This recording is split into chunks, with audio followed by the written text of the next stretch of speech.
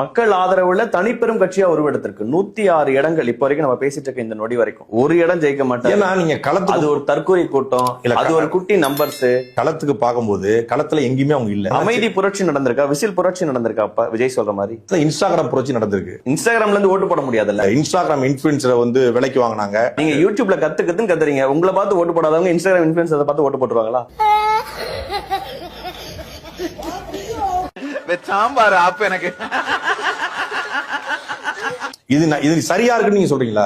நீங்க வந்து சரியோ தப்போ மக்கள் ஏத்துக்கிறாங்களா? அத நம்ம வந்து நம்ம அங்கீகாரம் ஏத்துக்கிட்டாலும் ஏத்துக்கலாம். அவர் தான் சிஎம். 5 வருஷம் அவருடைய ஆட்சிங்கிறத நம்ம வாழ்ந்தாகணும். அதுல மாற்றுக்கிறதே கிடையாது. அழுகுறான். ஒரு செல்வாக்குமே இல்ல. அத நான் களத்துல பார்க்க முடியறது இல்ல. ஒரு தோல்வியதான் சந்திப்பாரு. தொடர்ந்து உங்களோட வீடியோக்களை கடுமையா சார்ந்தீங்க. கண்ணீர் ஒழி பேண்ட்டுக்குள்ள போயினுக்குது அழுவலன்ற கபர் யூ கிரைட் இட்ஸ் ஓவர். உங்களுடைய கணிப்புகள் எல்லாமே பொய்யா இருக்குன்னு இப்ப நினைச்சுக்கிறீங்க. நீங்க வந்து தோற்று போனதுனாலே வந்து நல்ல கண்ணு வந்து கெட்டவர்னு சொல்லிட முடியாது. இதற்கு இது பதில் இல்லையே. இப்ப அவன் கேட்டதுக்கும் நீங்க சொன்னதுக்கும் என்ன சம்பந்தம்? பஞ்சு நல்லா இருக்கான்னு மட்டும் பார்க்கணும், அதுக்குள்ள ஆராய்ச்சி பண்ண கூடாது. நம்ம வேற ஒரு வேலையில வாழ்ந்துருக்க போறோம்னு இப்ப தோணுது. டிவிகே காரங்க எல்லாம் சொன்னது சரியா இருந்திருக்கு. நீங்க வேற ஒரு உலகத்துல இருந்திருக்கீங்க. நம்ம தான் வேற ஒரு உலகம். உண்மையை ஒத்துக்கிட்டு தான் ஆகணும். நம்ம ஒரு வேற ஒரு உலகத்துல இருந்திருக்க போல. இல்லப்பா, அடிமேல் அடி விழுந்துட்டே இருக்குப்பா. எத்தனை அடியை தான் சமாளிப்பேன்? அஜித் ரசிகர்கள் ஓட்டு போட மாட்டாங்க, சூர்யா ரசிகர்கள் ஓட்டு போட மாட்டாங்க. விஜய் அவர்கள் ரசிகர்களுக்கு எதிராக எவ்வளவு பேர் இருப்பாங்க. உங்க வீட்லயே வந்து சூப்பர் ஸ்டார் ஓட்டு இருக்குமே, அவங்க போடுவாங்களா? கமல்ஹாசன் ஓட்டு இருக்குமே, போடுவாங்க. எல்லாரும் போட்டிருக்காங்க சார்.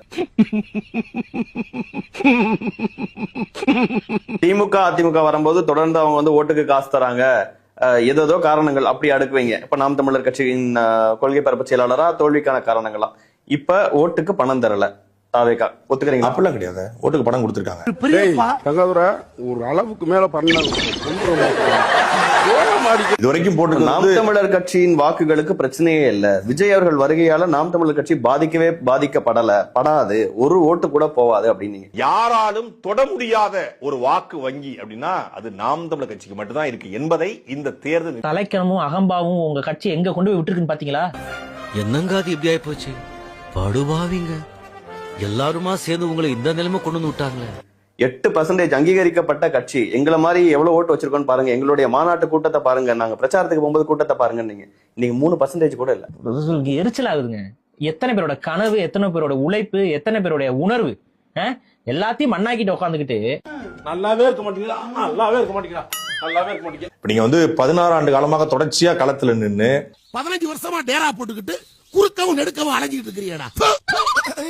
வெக்கமா இல்ல?